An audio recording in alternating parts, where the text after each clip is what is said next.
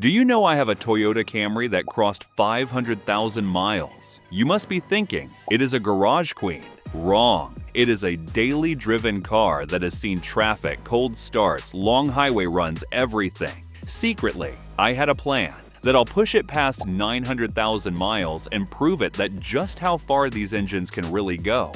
But I did a mistake. Yes. Even with 20 years of workshop experience, I failed my Camry. Although I perfectly did all the routine maintenance, took all the habits that extend engine life.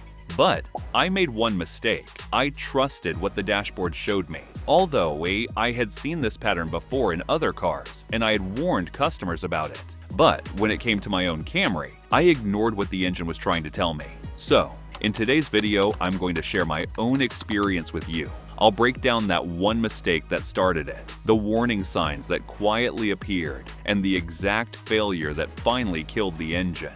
Stick around because I'm going to reveal one simple check that you must not ignore until it's too late to fix. In my workshop, I've seen cars begging for mercy before 150,000 miles, but this Camry just kept turning up every morning like nothing could stop it. And that's exactly how it fooled me, because it never acted like a tired 500,000-mile car. You might know that Camry is the most reliable model in Toyota's lineup, as it always has a 26.6% chance of reaching 200,000 miles, which is already impressive. Mine had done more than double that. But that mileage wasn't luck. This Camry survived because the basics were done properly for most of its life. It had a simple, naturally aspirated engine, clean oil at the right time, and a driver who didn't treat every green light like a drag race. In the workshop, that combination is gold. I've seen Toyota engines last years, longer simply because they were not abused when cold, not starved of oil, and not pushed with dirty fluids. For most of its life, this Camry had oil changes around every 5,000 miles. Proper filters, fresh coolant, and transmission fluid replaced before it turned dark and tired. Nothing fancy, no miracle additives, no expensive tricks. Just boring maintenance done again and again. And that's the lesson I want every Toyota owner to understand. High mileage cars don't usually have perfect histories. They have consistent histories. Let the engine warm gently. Check fluids. Don't ignore small changes. These little habits feel small at 80,000 miles, but by 300,000 miles, they become the reason the engine is still alive. The biggest Toyota myth that kills good engines. This is where many Toyota owners get it wrong. They hear Toyota reliability and think it means the car needs less care. But after years in the workshop, I can tell you honestly, that mindset destroys perfectly good engines. Toyota builds strong engines, no doubt. A Camry, Corolla, or RAV4 can take more punishment than many cars on the road. But strong does not mean magic. It still needs clean oil, good coolant, fresh filters, and regular checks. When owners stretch oil changes too far, ignore dirty transmission fluid, or wait for the dashboard to warn them, the damage has already started quietly. I've heard this line so many times. It's a Toyota, it'll be fine. Then the same car comes in with ticking noises, oil burning, rough idle, or worn bearings. Reliability means the car gives you a bigger safety margin. It does not mean you can forget the basics forever, and driving style matters just as much as maintenance. This Camry lived a long life because it was driven gently most of the time. No hard launches at every light. No flooring it before the engine warmed up. No treating normal roads like a racetrack. In the workshop, the highest mileage Toyotas usually have one thing in common: calm owners. They accelerate smoothly, cruise steadily, and avoid putting heavy stress on a cold engine. That simple habit protects bearings, piston rings, transmission parts, and mounts. This Camry wasn't babied, but it was respected, and that respect helped carry it past 500,000 miles. Now, I'll tell you exactly what went wrong. After 300,000 miles, the Camry was still running strong, but it had started to whisper instead of shout. And that's something only experience teaches you to notice. Cold starts were just a little louder. The idle had a faint shake that wasn't there before.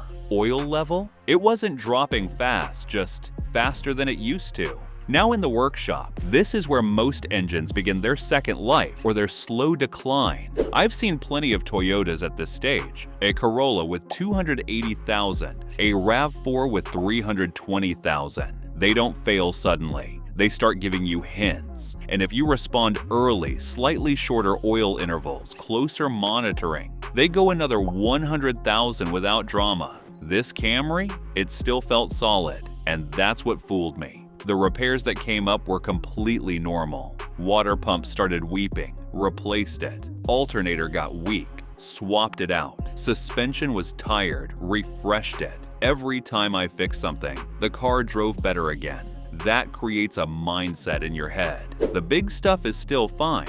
The engine becomes something you stop worrying about. And I've seen this pattern in customers too. A guy comes in with a $250K Camry, spends money on suspension, brakes, mounts, and assumes the engine will just keep going forever because it's a Toyota. That belief is powerful and dangerous. Then came the final phase. Around 450,000 to 500,000 miles, the signs were there, but they were quiet. The idle wasn't as smooth. Under load, especially uphill, there was a faint ticking sound, not loud enough to panic.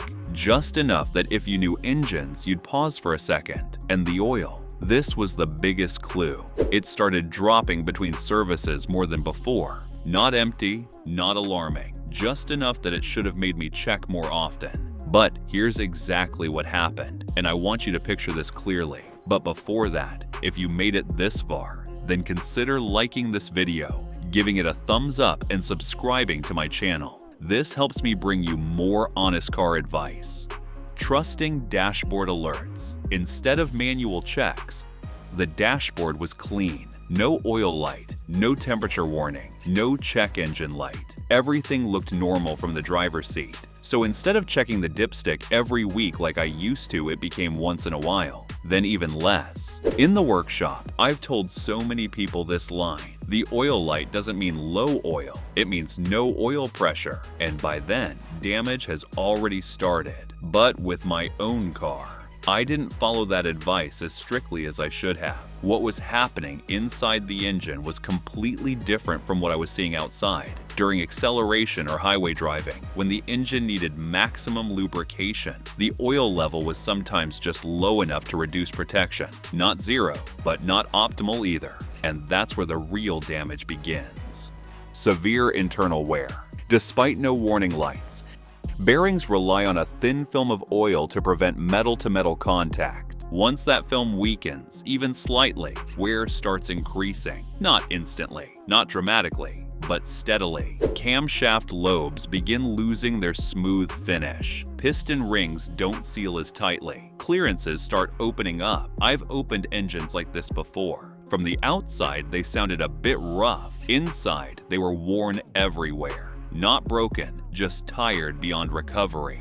Then came the day it finally gave up. Nothing dramatic. I was driving normally. No racing, no stress, just a regular drive. Then I heard it, a deeper knock. Not loud at first, but different. Within seconds, I knew what it was. A bearing had finally crossed its limit. Oil pressure started dropping. The knocking got louder. Heat built quickly. And within minutes, the engine was done. That's the part that stays with you. This wasn't a failure caused in one day. It was built slowly over months, maybe even years, while everything looked perfectly normal on the dashboard. And that's why I'm telling you this, because if someone with 20 years of experience can miss it on their own car, anyone can. After that, there was only one thing left to do. Open the engine and see the truth for myself. And this is the part every mechanic respects, because engines don't lie once they're opened. The moment the oil pan came off, the story was already clear.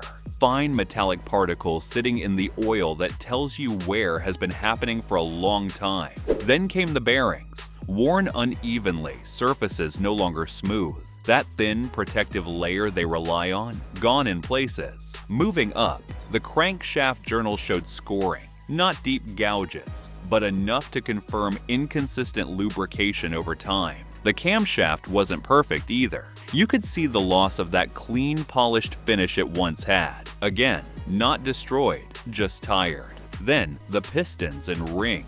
Carbon buildup around the oil control rings. Exactly what you expect when oil isn't doing its job perfectly in later life. Rings weren't freely moving like they should. That affects sealing, compression, and oil control all at once. And that's when it really hits you. There was no single part you could point at and say, "This failed and killed the engine." Instead, every component told the same story. Slow wear, layer by layer over time. This engine didn't die in one moment. It was wearing out quietly while still running, still driving, still giving no clear warning. That's the kind of failure you only understand once you've seen it from the inside. Standing there with the engine open, the hardest question hits you straight away. Could this have been prevented? And the honest answer is yes. That's the part that stays with you, because nothing I saw inside that engine was sudden. There was no snapped part, no manufacturing defect, no single failure point. This was a protection problem, not a strength problem. That engine was still capable. It just wasn't being protected the way it needed to be in its final miles. A simple habit could have changed the outcome. Regular oil level checks. Not once in a while, proper, consistent checks, especially after 300,000 miles when consumption naturally starts increasing. In the workshop, I always tell people, high mileage engines don't just need fresh oil, they need the right amount of oil all the time. Because here's what most people don't realize. Even being 1 quart low can reduce oil pickup under load. That means, during acceleration or highway driving, the engine isn't getting full lubrication, and that's exactly when wear accelerates the most. If the oil level had been kept consistently correct, those bearings would have stayed protected. The cam surfaces would have lasted longer. The rings wouldn't have struggled the way they did. This engine didn't fail because it ran out of strength. It failed because in its final stage, it wasn't protected consistently. And that's something that could have been controlled. And that's the part that still bothers me the most. This engine wasn't finished. Not even close. Based on what I saw inside, it still had life left in it. With proper monitoring, this Camry could have gone to 550,000 miles. Maybe even touch 600,000. I've seen similar Toyota engines in the workshop go that far when they're looked after properly in their later years. That's what makes this ending frustrating. It didn't reach its natural limit. It stopped early, not because it was weak, but because it wasn't being watched closely enough when it mattered most. If I could go back and do one thing differently, it would be simple. I wouldn't trust the dashboard alone. I'd go back to basics. Regular dipstick checks, watching how fast the oil drops, paying attention to small changes in sound, feel, and response. Because here's the truth every driver needs to understand. The dashboard is not there to protect your engine. It's there to warn you when things are already going wrong. And sometimes, by then, it's already too late. After 20 years working on Toyotas, this one experience changed something for me. I've seen engines survive neglect, poor fuel, even missed services. But I've also seen strong engines fail quietly when attention drops at the wrong time. This Camry didn't fail because it was weak. It didn't fail because Toyota got something wrong. It failed because one simple habit, one small check, slowly disappeared. And that's the lesson I want you to take with you. For more honest Toyota advice from real workshop experience, subscribe and stay ahead of the problems most owners only discover too late.